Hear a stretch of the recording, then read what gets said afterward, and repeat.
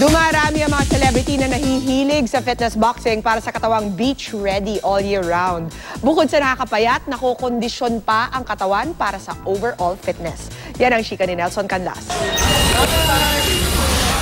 Malaki ang nagawa ng fitness boxing sa sexy figure ngayon ni Julian San Jose. Sa tulong din ng good diet, narating ni Julian ang pinakamimithi niyang figure.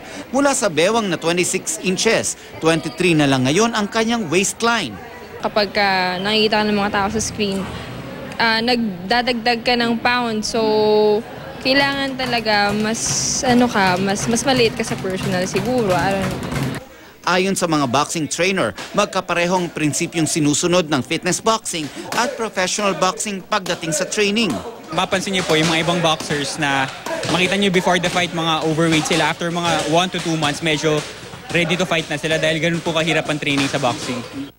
Malaki raw ang naitulong ng pagsikat ni Manny Pacquiao sa paglago ng industriyang ito sa Pilipinas. Bukod sa pampaalis ng stress, malaki ang nagagawa nito sa stamina at nakukondisyon din ang pangangatawan ng sumasailalim sa training.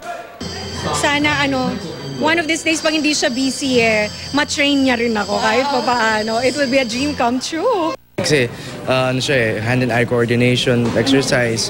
So, napakadaming benefits nito para sa amin. Aabot daw ng 2,000 piso ang presyo ng magandang boxing glove. 100 to 200 pesos daw ang bayad sa trainer at gym kada training.